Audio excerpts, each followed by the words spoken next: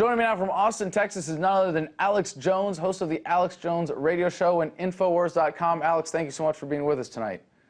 Adam, good to be here. All right, now you've been fighting against the TSA, the security police state, for a long time, especially as we've covered on the show with the good fight in Texas to get the state to stand up to the Department of Homeland Security. But we're seeing now this new twist on the technology, the easy, convenient scanning tunnels that people can just walk through and get maybe a retina scan through. What's your take on this latest twist?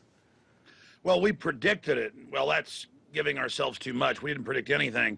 Almost 9 years ago, Governor Ridge did, the head of Homeland Security at the time, a whole presentation on C-SPAN.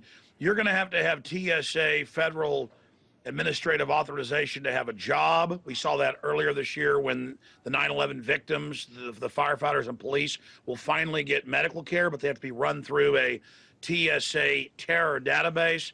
So this is about domestic checkpoints and the federal destruction of the 9th and 10th Amendment and the seizure of all infrastructure. The TSA now rolling out at school proms. But Alex, isn't this just a way to make what they're already doing to us a little more convenient for us? I mean, they're controlling us, but...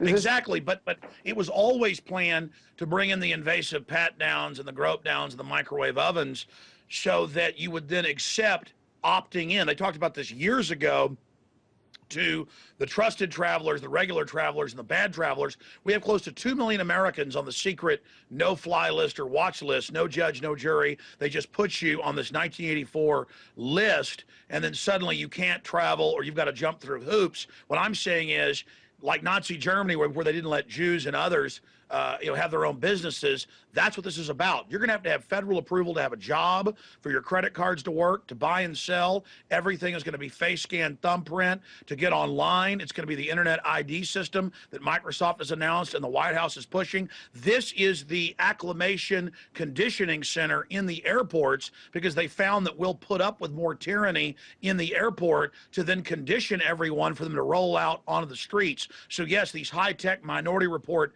tunnels to retina scan you and microwave you while you walk through. That's what this is all about, and they're openly pushing these big mobile trucks when you go to a concert or go to a public school, college, where you march in and they put you in a face scanner that decides if you're lying, and then the computer, drags you off to the FEMA camp because it says that you're lying to them. It's just a new form of electronic quackery. Okay, but Alex, a lot of people aren't ready to make that leap. I mean, they see the progression that we've gone through so far, and they see these new tunnels as the next step. But what's the immediate next step after this? Because you said at airports we have the threat of terrorism so present, it's easy to get away with this kind of crap there. But what's the immediate next step after concerts? Is it just going to be we're going to see these kind of checkpoints at concerts and other public events? Yes, Adam, what I'm telling you is, I know this sounds wild because truth is stranger than fiction. Everything I'm telling you, 3 years ago, we had the FAST system, these mobile trailers, from a Homeland Security press release where they're going to put you in body scanners and in MRI brain scanners to see if you're lying. It's said to go to concerts or colleges. We've got TSA PSAs they put out 3 months ago showing them in malls and at baseball games. They have announced that to have a job, you're going to have a TSA-approved biometric card. To have insurance, you're going to have it.